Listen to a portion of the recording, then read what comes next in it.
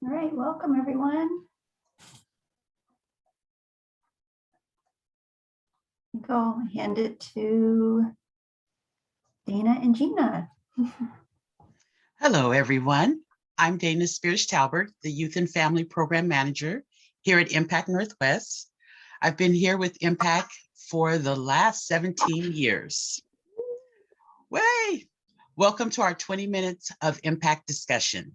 Please join me in also welcoming Gina Kim-Folston, Impact Northwest Director of Youth and Family Services. We are excited to talk to you about Impact Northwest SUN, Schools Uniting Neighborhoods program, especially as schools just started and we're connecting in person with students and families again. We will also have time for Q&A at the end, so feel free to add your questions to the chat or raise your hand. We can unmute you for your questions at that time. We are really excited to see you all today. Let's get started. I'll hand it to you, Gina. Thank you, Dana. Hello, everyone. I'm Gina. I'm Impact Northwest Director of Youth and Family Services, and I've been with Impact Northwest for 13 years. Impact's mission is to prevent homelessness, and we do that by stabilizing and strengthening families. Our services and programs through our SUN community school sites are an example of how we do both. We support students with academic and personal needs. We use a whole family and whole community approach to making sure students and their families thrive in and out of school. As Dana mentioned, SUN stands for Schools Uniting Neighborhoods. They're community schools in Multnomah County that are full-service school hubs, where the school and the community partners come together to make sure that students and families have what they need to thrive at school and in life. At Impact, we strive to meet our students and families where they're at and walk alongside them. Since the start of the pandemic, our SUN team has been supporting the needs of students and families and continuing this work as students return to in-person school in September. Our team has been incredibly flexible, adaptable, and creative in ensuring the needs of our students and families are met.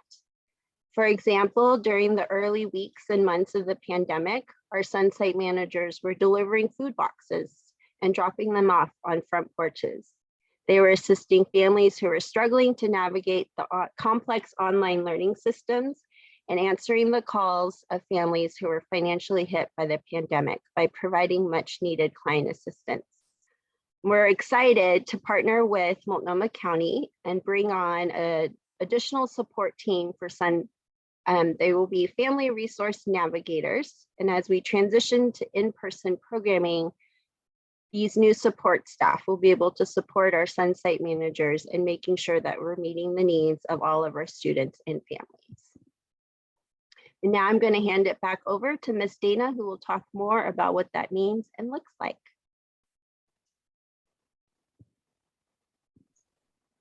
Thank you, Gina. We're excited to be back in person and seeing students and their families.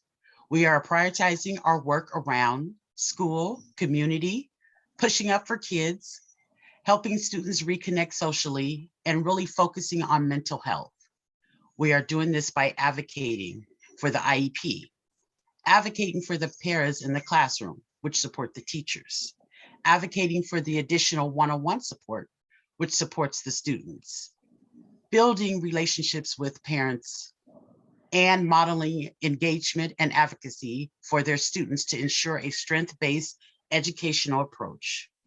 We'll also have family navigators, which Gina spoke to, that sit in on the meetings with the school staff and families and listen to help navigate resources for families.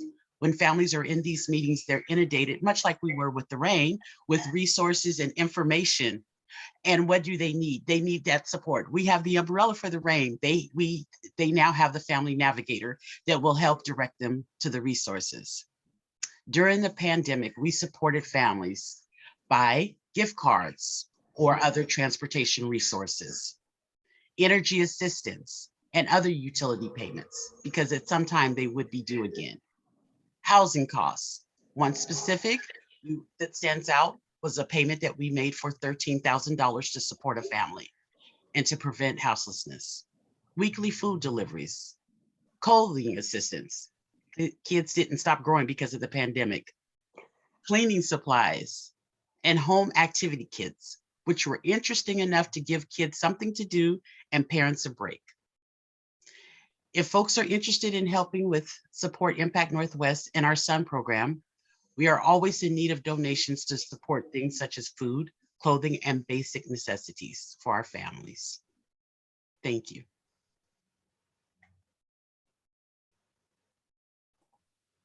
Awesome. Thank you, Dana. Thank you, Gina.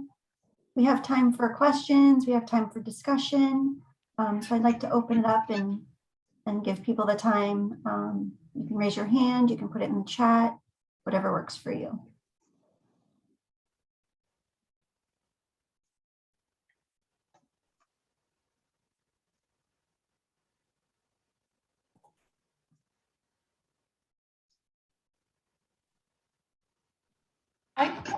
Can I just ask?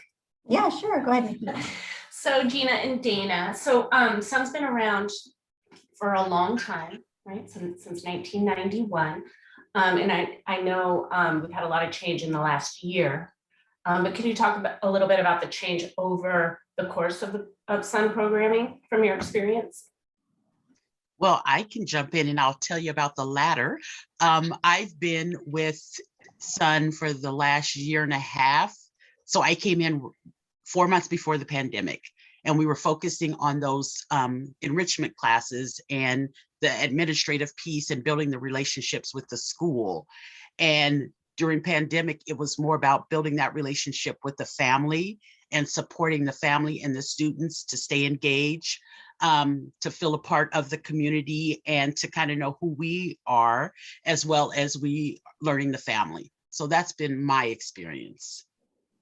And also families have been very vulnerable during this time because they've had to speak with folks, some that they've never met in person before, about all of their needs or what's going on personally in their home or their mental health, or just having kids at home all day, every day, and their overhead. So that's been my experience. Thanks. Thanks, Dana. Gina, did you want to add to that? Sure. So I've been a part of SUN Schools since 2006. I was formerly the SUN site manager at Marysville, which is one of our Impact Northwest schools. And then I became the SUN program manager, which is the role that Dana holds now.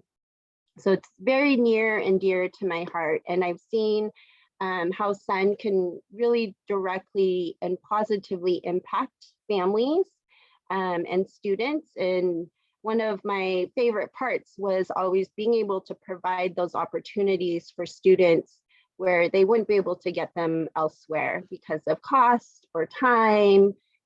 Parents are working and can't take kids back and forth from practices or different dance classes. And so really being able to provide that after school enrichment opportunities for kids.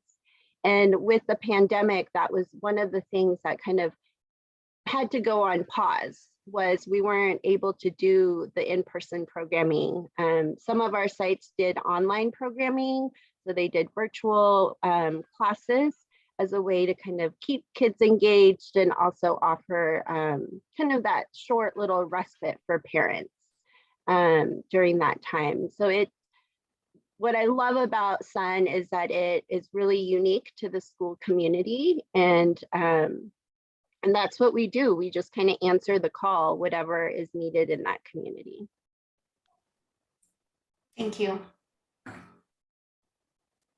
Following up on that question, I have a question. And we are in Southeast and Southwest Portland neighborhoods. Have you seen, we know that there's a changing demographics and neighborhoods, are changing, and the needs of those neighborhoods are changing constantly.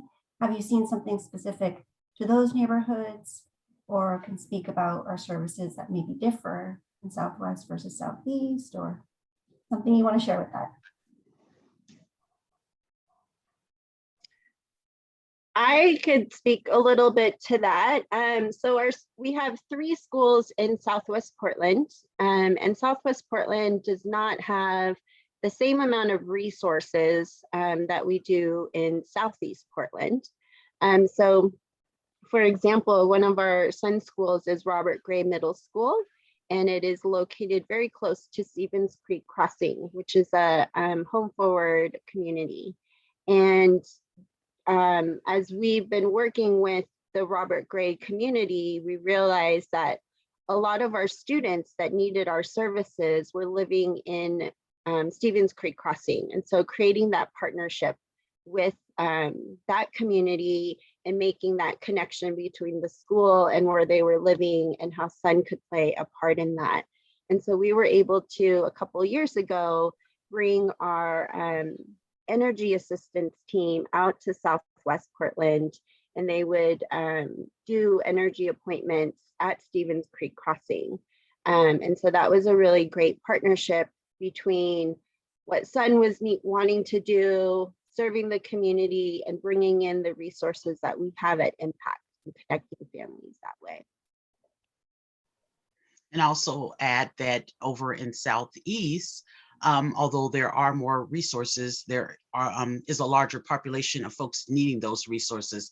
So being able to like bring on the Family Navigator position and have our Sun staff really know the resources that are available.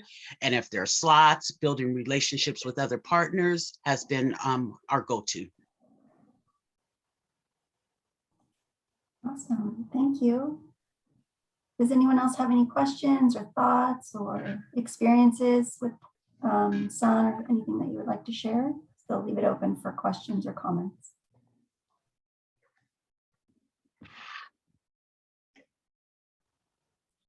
I actually have one more question if nobody else, I don't want to cut anybody off, but so Dana, you mentioned that one of the primary focuses of Sun this year is mental health of the kiddos, or families in general, but also kiddos.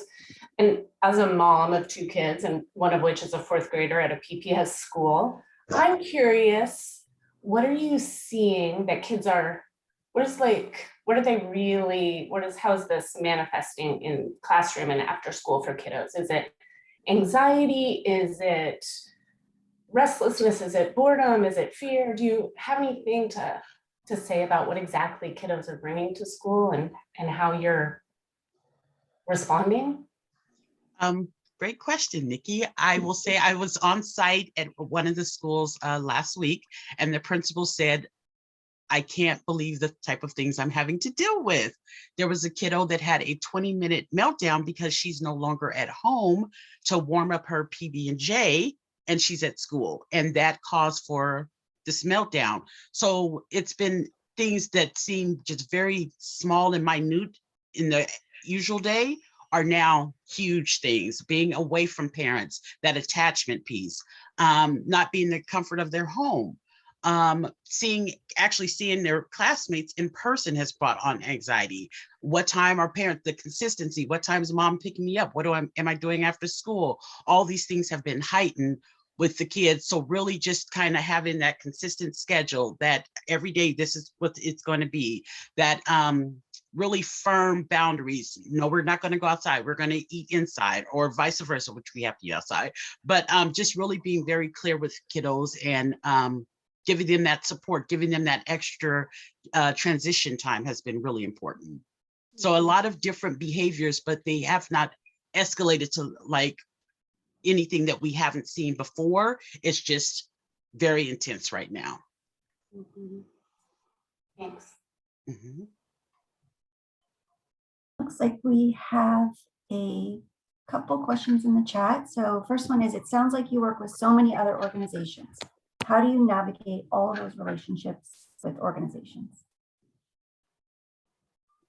I would say that each organization that we work with has a specific cause, whether we're looking to receive resources or assistance with food, or if it's going to be with clothing, if it's going to be with housing. We have different organizations that we direct our families to for that support. And then if there are new organizations, we kind of get in and build that relationship to see what would be available and what's the avenue to do more of a warm handoff for our families.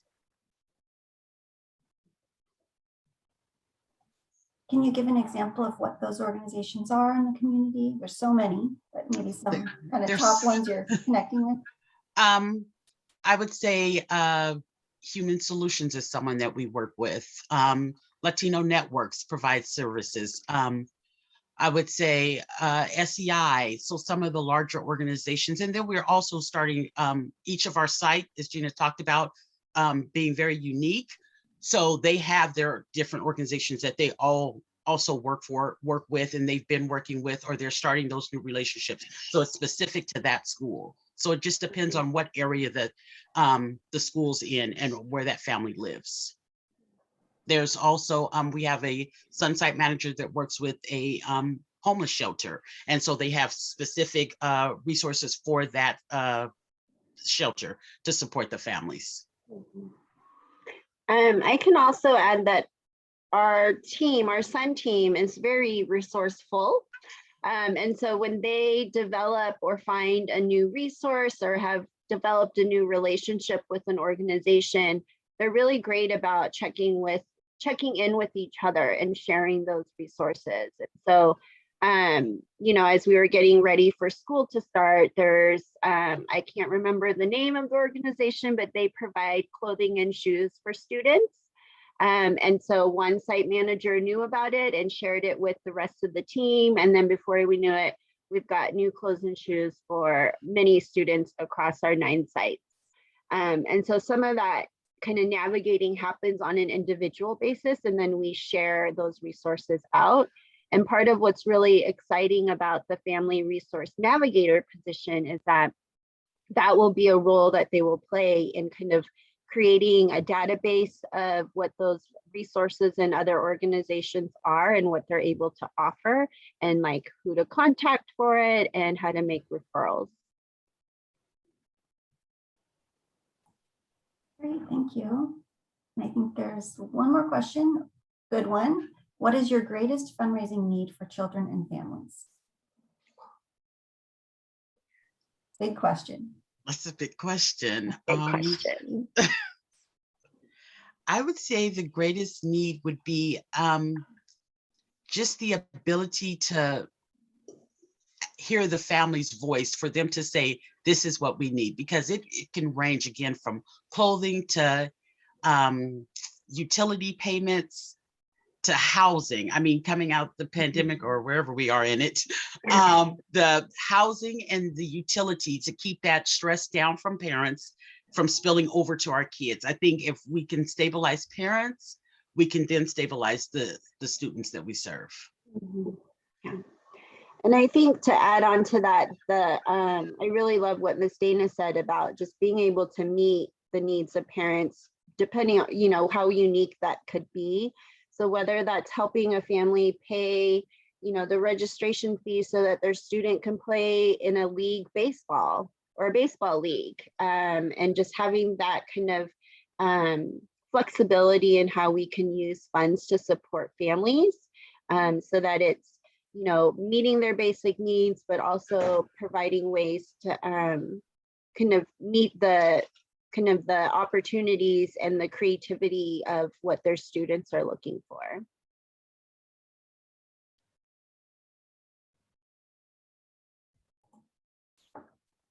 Awesome, thank you. Looks like we're at 20 minutes exactly, almost. So I think Gina and Dana, if you have any last words or comments you want to share. There's one more question in the chat, and it says, are all 9 sites in person? And if so, are they all requiring masks? Yes and yes. All of our 9 sites are in Portland Public Schools, and they do have a mask mandate. And I have 3 kids that are also students at Portland Public. And so I'm hearing it both from the personal side and the professional side of my world, and masks are required. They're trying to eat outside as often as possible. We just got a message today from one of our site managers that said, you know, eating outside in the rain is very complicated, but just being really creative and trying to keep kiddos as safe as possible. And then one last thing is we offered summer programming this summer, which was really kind of the first time we'd done in-person programming at most of our sites since the pandemic started. And I was really impressed with how many kids were able to keep their masks on all day while they were at camp. So yeah, so it, you know, they're doing it just like us adults. Well, thank you for joining us today. We can follow up on any other questions that we didn't get to or that you pop up and you think about. You can just let us know. So thank you and have a great day and take care. Thank you. Thank you.